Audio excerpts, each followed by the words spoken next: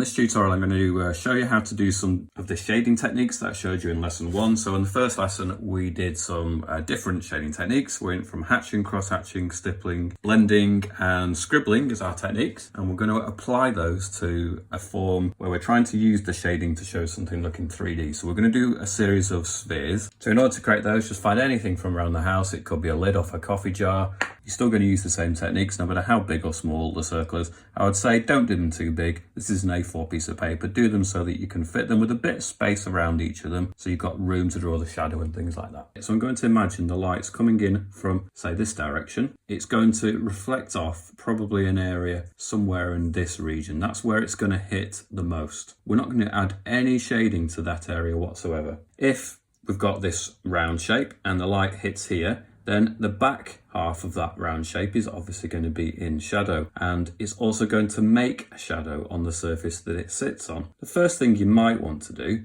before you go too much further is just figure out where to put an ellipse. So an ellipse is just like a squashed out circle. Now you don't want to press on too hard for that. You'll notice that I pressed on very lightly for around the edge of that. First thing you can do perhaps is just start to fill that with shadow and shading rather. Now, if you remember back to the types of shading that we had, hatching, which was just like a series of lines, a little bit similar to what I've done there, but I'm going to keep going into it. The other type was cross-hatching, so when I do lines that go across it now, it's a little bit like we're doing the cross-hatching, but I'm not going to stop at that point, because what I'll do then, once I've gone to the end, is I'll then try it from another direction.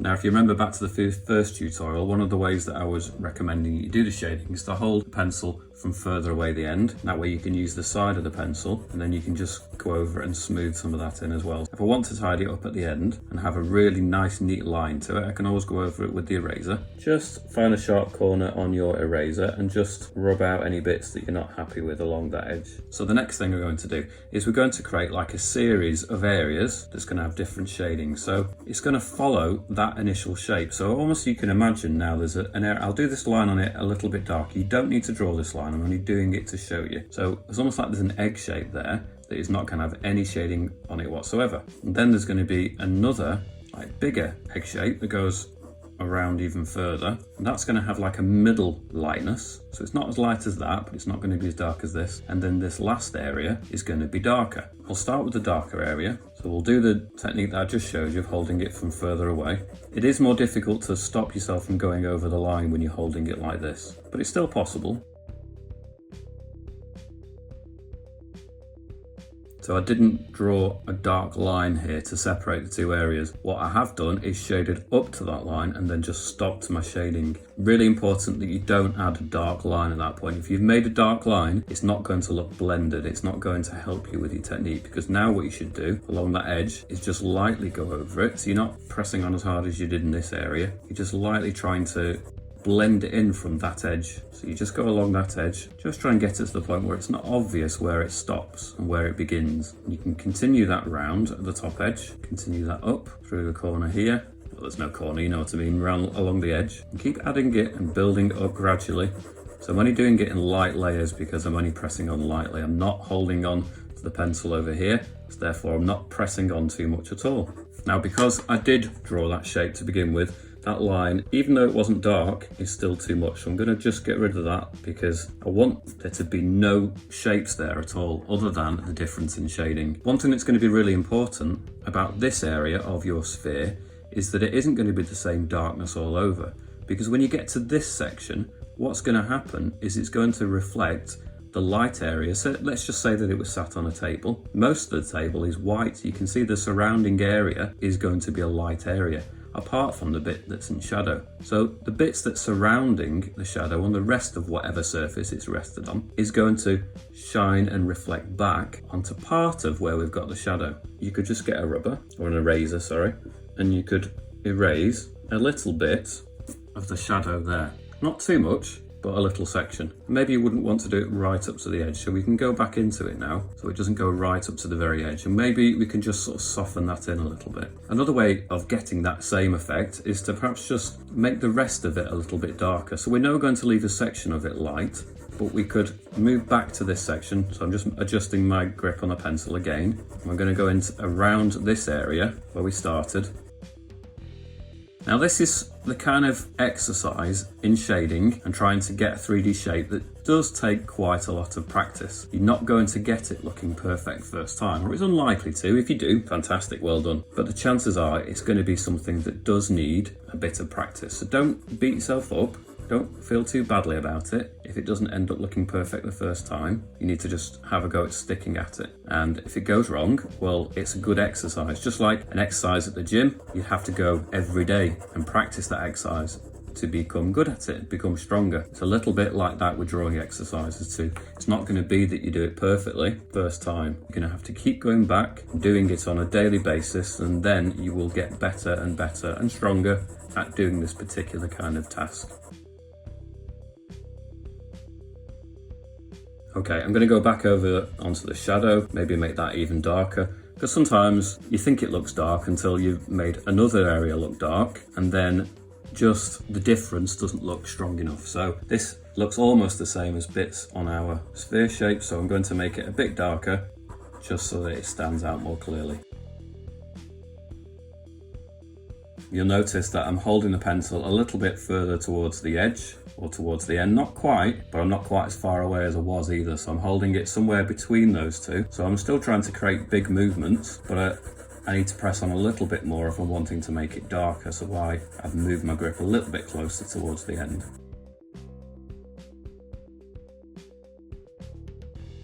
Now, I could probably exaggerate this a little bit more. I could carry on working into it, really darken up this kind of shadow bit.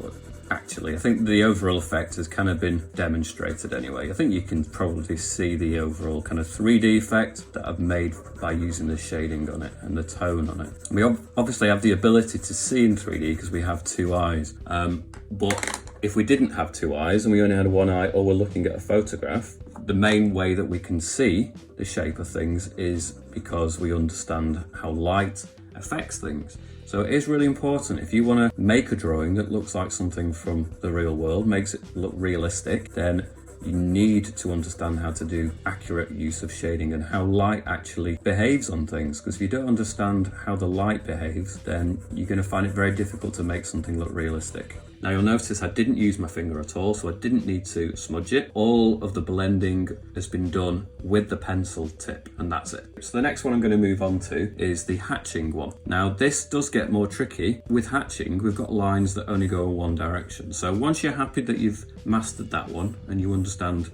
what you're doing with that one, maybe you can progress and you can move on to the next task. So again, I'm just drawing a rough outline faintly, and then what I'm going to do is I'm going to draw some lines. So this is just hatching. This is not cross hatching, so no crossing lines, it's just lines going in the same direction. Now, because I want this shadow to be quite dark, I'm putting all my lines really close together. I'm also holding the pencil much closer towards the end, so I can press on more, and I've got real precision, so I can put the lines exactly where I want them to be as well. Okay, if you do find that you've lost the shape, just go along the edge and just tidy them up a little bit. Now it is trickier using this method, but you can start with some little lines that go across and just use the first one as a guide. So you know you want it in some areas. And then when around the edge, the lines are going to get shorter. I'm trying to keep exactly the same direction with them though. And I'm creating that area where it's not getting hardly any shading at all. If I want to create lighter effects, I can press on more lightly as it gets towards the center. I can go over the lines, it doesn't matter. As long as I'm not changing direction, it won't be a cross hatch for this one. It's still going to be hatching. And so I'm now going to create some darker tones. Again, I'm going to go in the same direction as I was.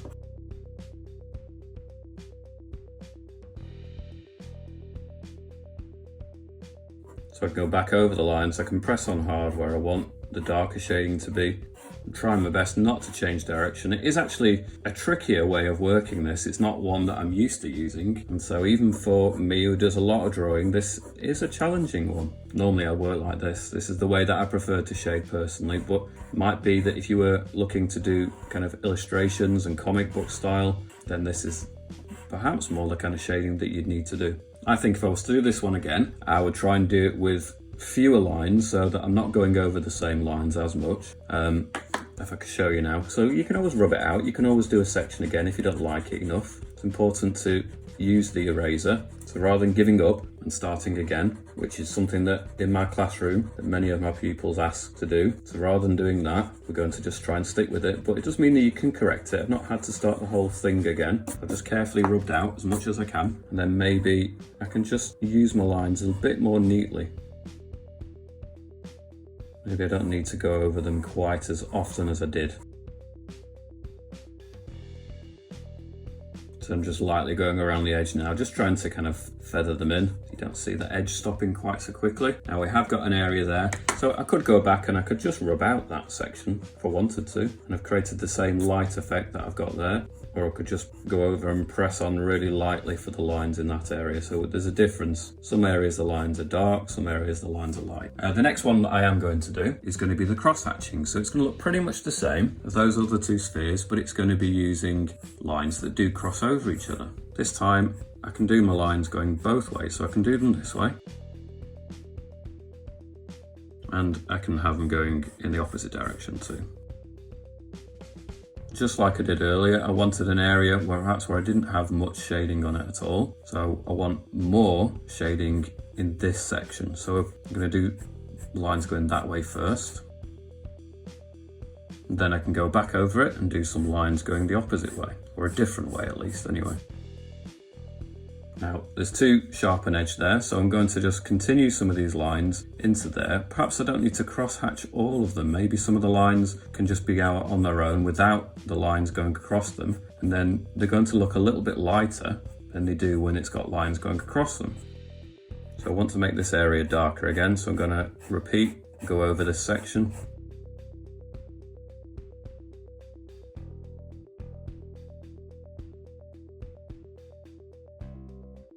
Now we've got an area here. Perhaps if I want to blend it in, I can just do the same lines, but press on really lightly so it gradually blends them in a little bit.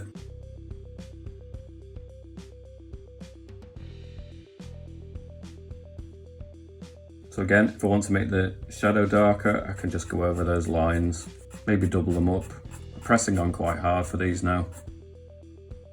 Trying to just stick to the main two directions. Even if I'm going over the same lines more than once, I'm trying not to change it into 3 directions. I'm trying to just keep clear 2 directions so it gets that real kind of crossed effect.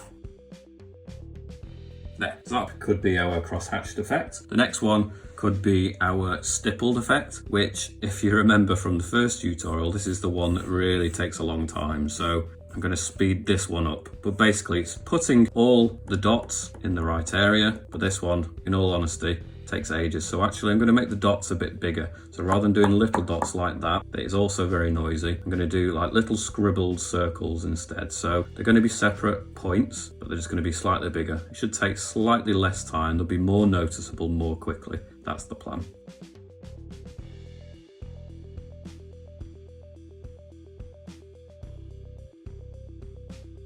So if I want to create an area where it's getting gradually lighter, all you need to do is just space out the dots a little bit more so they're not close together. The lighter areas are going to have big gaps between those dots, and the darker areas is just going to be made by putting all these little circles close together.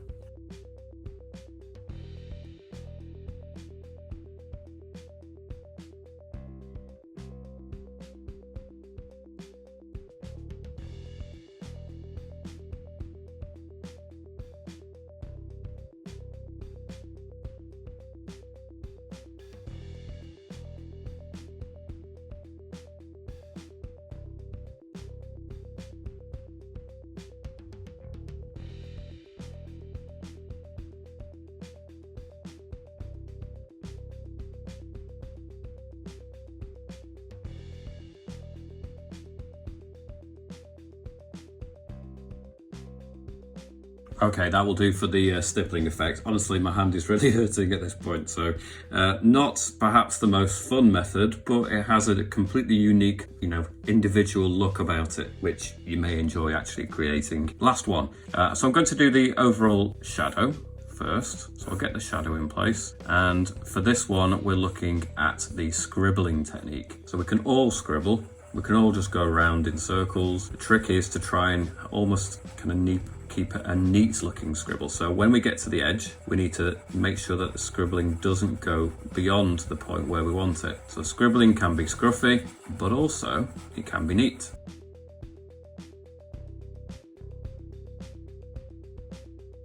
So I'll do for the shadow, and same technique, we're just going to perhaps press on lightly around the edge, do smaller scribbles, and then they can get bigger and you can press on more with the scribbles when we get further away, because we know we want to create that shape that we had before, something like that. So I'm going to press on lightly with my scribbles when I get around that edge. So whenever I see it needs blending in, I can just go over it with some lighter scribbling so that hopefully it blends it in more and more. And then when we want more, we'll go over the bits with more scribbles again. So this is quite a fast method really, but it's not necessarily, just because it's fast doesn't mean it's easy. It might still be difficult to get a nice looking effect with it. So yes, it's fast, but you need to keep going over it and over it. So sometimes you'll press on more, sometimes you'll press on less, and hopefully you'll be able to begin to create like a nice kind of 3D effect for it by doing that. So I'm pressing on really hard now in the section that I want it to be darker, around this bit, because maybe I want to see those scribbles. I don't want to smooth them out so it looks too much like that. I want to see the scribbles. It's actually ended up a lot darker than that one, hasn't it? Yeah, so maybe I can go over the shadow, make those scribbles really stand out like that. Okay, so I've shown you all the different methods that I showed you last time, different ways that you can add tone. So that's the light and dark to a shape to really help you. We use the word describe. I know normally you're describing words, but when you're looking at a 3D shape, that you're describing it in light and dark areas by putting light in some areas and dark in other areas, and hopefully it's going to make it look like something that is believably 3D and looks realistic. Okay, I hope you've enjoyed this tutorial. There's going to be more like this. If you have enjoyed it, make sure to subscribe, check out my other videos. There are tutorials on how to paint things on iPads, as well as lots of other kind of tutorials too. Thanks for watching, see you soon.